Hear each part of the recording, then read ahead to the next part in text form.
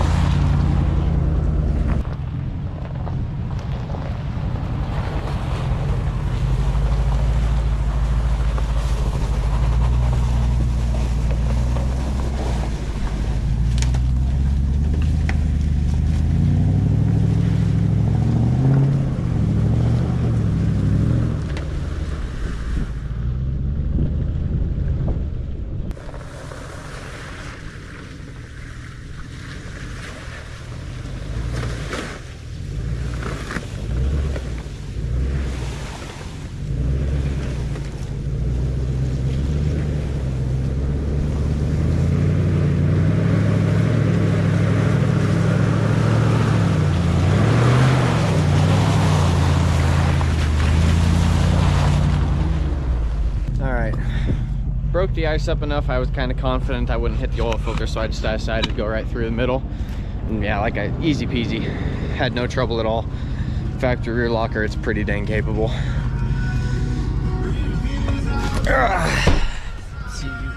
Wait for this rear locker to disengage. Hopefully that ABS light goes away and hopefully I didn't just murder an ABS wire or something. That would suck. Once the rear locker disengages, I'm guessing the ABS light will go away. Yep, it did. Cool. Yeah, pretty capable stock rig. Well, stock, it's on 35s. See what else I can find.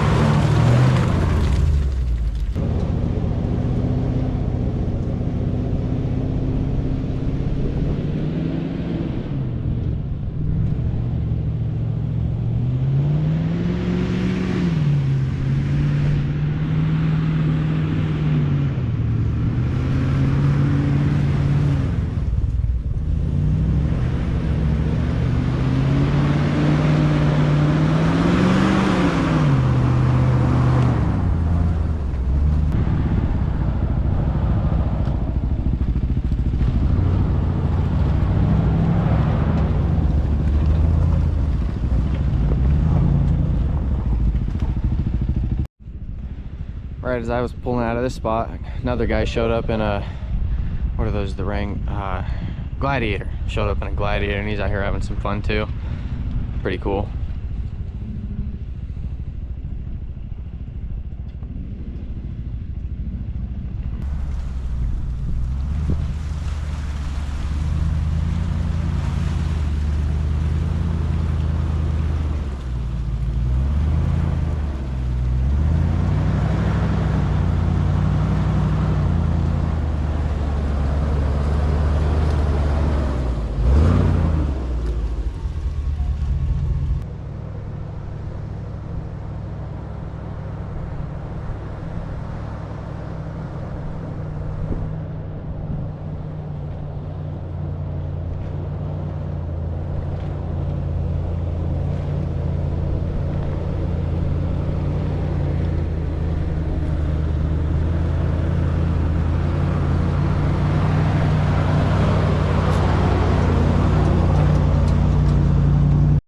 Getting a little bit of a late start today, but today's goal, I want to get this tank that I just got completely cleaned up. I want to take all the stuff off the top, wire wheel it all up, throw some rust converter on it, because all these hoses and everything on top of mine are just rotted away.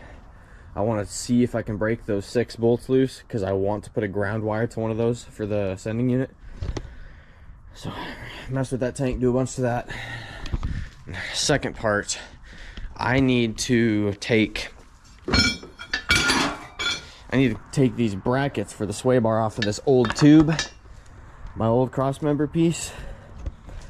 I need to cut off those brackets, and I need to re-weld them up on this tube up here on the front, so that way I can throw a sway bar back in. When I go off-roading, I plan on unbolting this and taking it off, but I drive this thing on the street a lot, and when I do go off-roading, I'll be driving it on the street to the off-roading. So I really want to get this back on, especially now that I've got those soft Bilsteins up on the front. They're nice, broken in. Those things are really soft. This thing has, every time I hit a big bump going anywhere above like 50, 60, the whole body just sits there and uncontrollably kind of moves side to side, because the shocks are really soft. So that's what I want, but I need to get the sway bar on it. And depending how long both of those take, if I can get both those done in a decent amount of time, then I want to start fabricating up some mounts for these YJ springs I have. I've got the spring sitting here, and I've got the Samurai sitting here. I don't have to tear the rear end apart to at least build some mounts that will house those springs. And then later on, I can come chop these off and weld my mounts on whenever I feel like it. Because I've got these shackles over here too, out of the scrap bin. I have no idea what they're off of, but they're the perfect width to fit around the shackle end of these springs. So I'll throw those on with a spacer on each side of them, so that way they fit in the factory mounting spot for the shackle on the Samurai. And there's a pretty high chance I might have to chop off the exhaust and redo the exhaust yet again, which sucks. But I want these YJ springs on the back. They'll give me a little bit more lift in the rear, and then I'll be able to set my front ride height. But if I have time, I'll start building some mounts for those, so that way I can get those welded in. Then all I'll have to buy is some rear U-bolts for this and the spring plate for the YJ springs, or I could build my own. Depends. I'll have to see. Depends on whether or not I have the steel for it. If I don't have thick enough steel, then I'll just buy the parts for it. But get started on the gas tank first.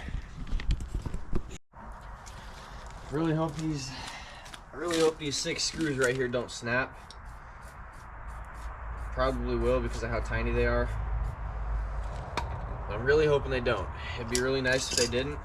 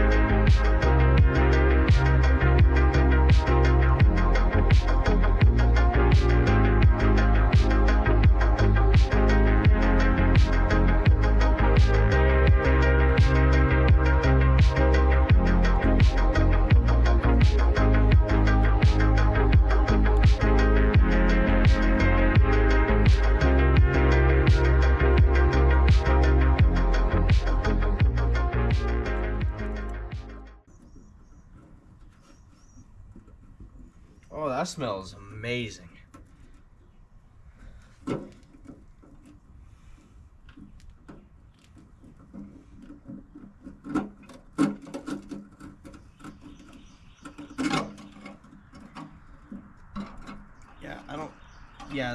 Okay, yep. She's not working. She is seized solid. That thing ain't moving.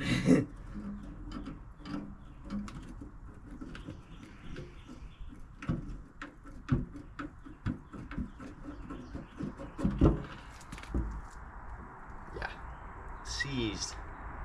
A lot of crust in the tank.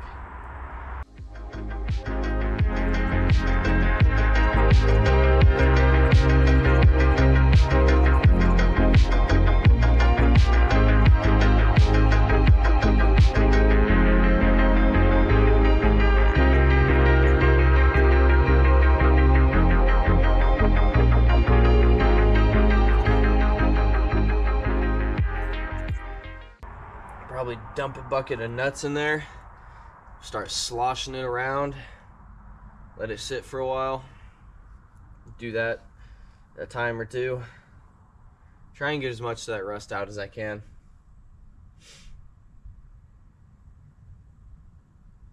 I still think it'll be fine. If it ends up cracking in the future and leaking, I'll just throw a new gas tank in it. It was a free tank, it's in better shape than what I have, might as well use it.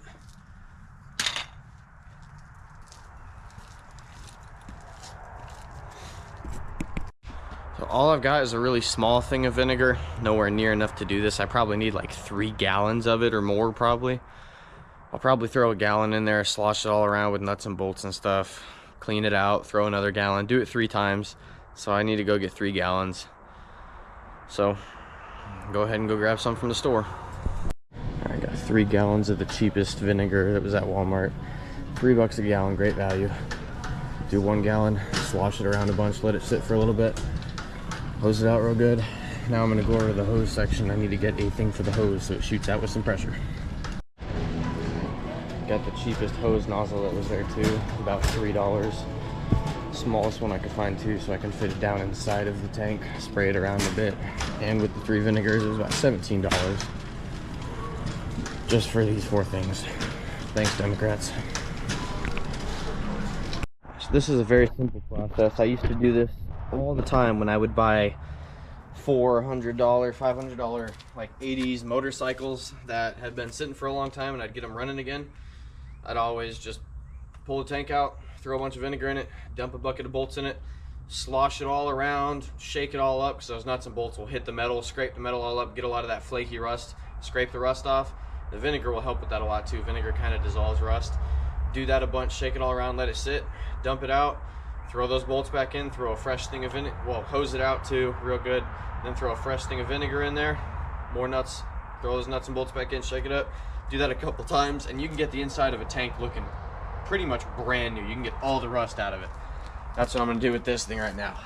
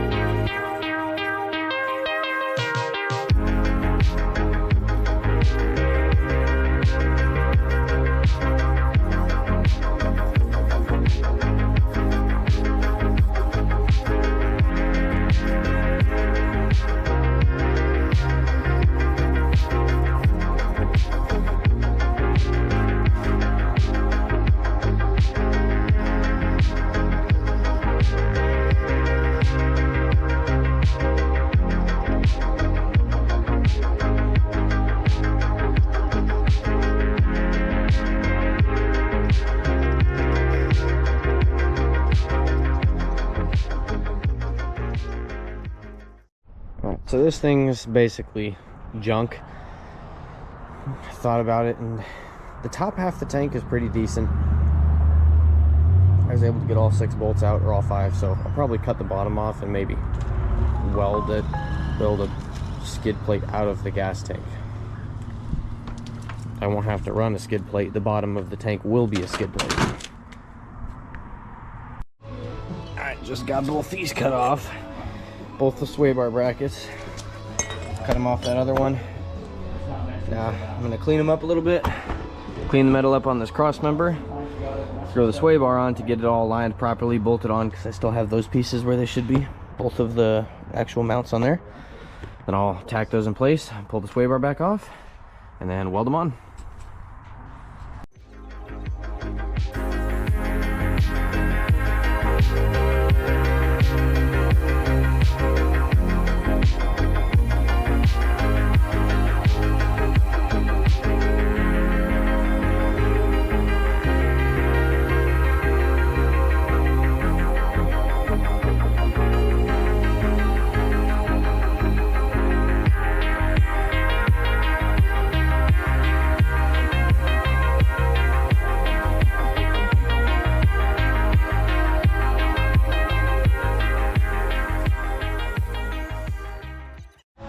All right, so got these in place.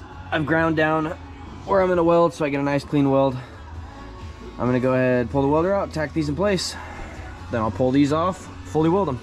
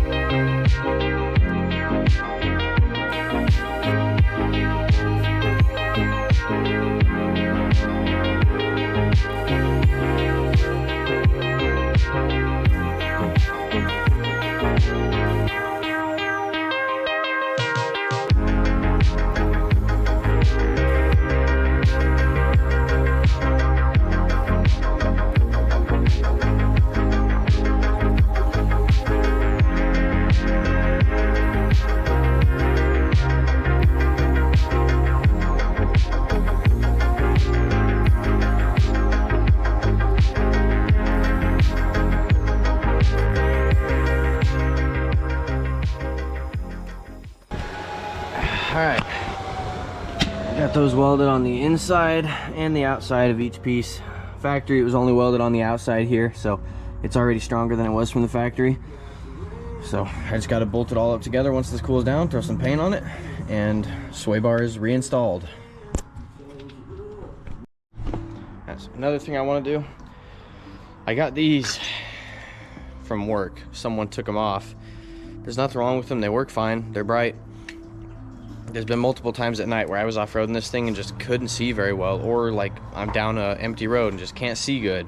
Alternators on these are weak, so LEDs are obviously awesome for this thing because the alternator's kind of weak. I have this big bar right here, and that's awesome. It provides a ton of light, but I want more. So I'm gonna put these guys right here where I used to have those KCs, because I think it looks cool, kind of like those Ford GTs. Or GTs, right? They had them right here and it looks cool. I used to have them and it looked really cool. So I'm gonna weld these right here, weld bracket for them right here, wire these up. I'll probably put them on a different switch than that because I'll want to run either one or the other. I got these little black brackets. I'm going to modify them a little bit so that way I can weld them on there.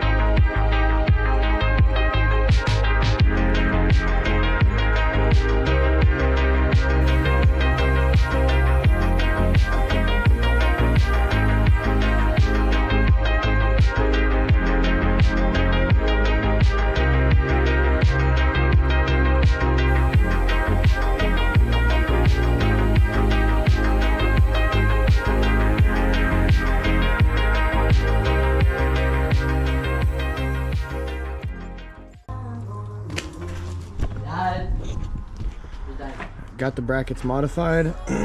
We got these ground clean, and we're about to tack weld them in place.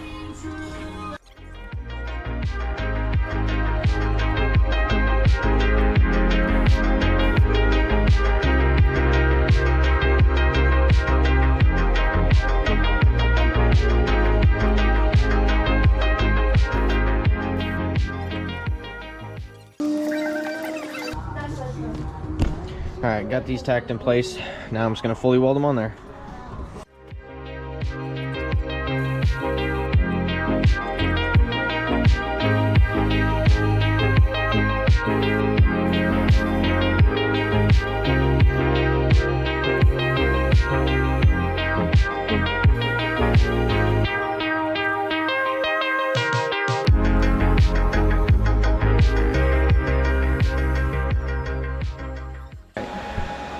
Got those both welded in place. Wait for those to cool off a bit. Then I'll throw that. Actually, no, I need to bolt these on first now. So I'll find a bolt that fits in the bottom of that thing. Bolt both these in. I'm not going to wire them up right now. My wire, strippers, all that stuff's at work. And I don't want to wire them to the same as that. So I'll just shove the wires through the grill right now, get them bolted in place, and then at a later date wire them up. I don't need to make a video on that. I've wired up so much stuff. But I'll get them all bolted in place right now. Throw the light bar on, and we'll see how it looks. Alright, I just finished getting them bolted on. The weld's cooled off. Got them bolted in place. I like it. Looks pretty cool. It looks kind of like the old Ford GT kind of rally style. When I go off-road at night, I'm going to love having the extra light. I think it kind of hides the light bar. I don't really like the look of flat light bars, so I think those kind of hide that light bar, make it a little less noticeable, give it that kind of cool front end look back that I think it had when I had just those KC lights. I think that looks awesome. Should drive way nicer now too on the road now that I got the sway bar back in. And I've actually got new bolts and everything's aligned up properly, so when I go off-roading I can just zip those bolts off, drop that sway bar out, go have some fun. Last thing I'm going to be doing today, I've got new U-bolts that don't have a stripped out threads on one of them, and the ones that are on my Samurai right now, this is completely rusted and crusty. It's a pain to get my shock on and off. The whole things are just kind of nasty and crusty. These are in way better shape. They came with my white body, so I'm going to throw my U-bolts and those plates on real quick. Shouldn't be too hard. That should be pretty freaking easy to do. And then front end will be good until I buy lift springs to match the rear after I do YJs. So I'm going to do these U-bolts now. One other thing is I can't move my axle the additional inch forward right now because I still have the factory Y-Link steering, and it is actually binding up just how it sits right now. If I move the axle forward that inch, well, on the spring perch, because I want to keep that 45, then my steering is just unusable basically. It binds up really bad. So I have, my axle is ½ inch forward than a stock Samurai, but even with that and rear springs, my 31-inch tires that I now have are rubbing in here, and I've hammered it a little bit, but I'm about to go to absolute town with the hammer and make sure I have no more frickin' rubbing, because I hate rubbing. And these inner fender, oh look at that, these are pieces of my old tire that the inner fender here just decided that it was gonna bite and chew off. So I'm gonna go to town with the hammer and fix all these issues right now. So this will be fun.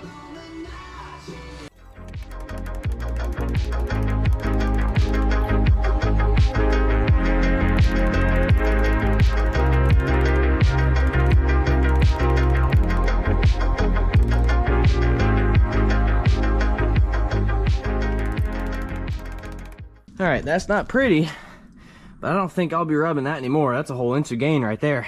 Paint that up. That should be good. Now I got to get the inner fender up top. So I'll get that, do the other side. I'll start recording again, put it on a time lapse when I do the U-bolts. All right, so I cut this off the fender right here, because even when I pounded all this metal back, this still, there's another piece I cut off somewhere, but this stuck all the way out to about down all the way out to about there, which is like a whole inch past what I just hammered in. So I cut that off, got that flush. I should have just gained like a whole inch and a half from the tire to the wheel well. So I should never rub the wheel well again. And I also folded this whole lip up in, folded it up, pounded it up in on the inside. So I should never catch that lip again either.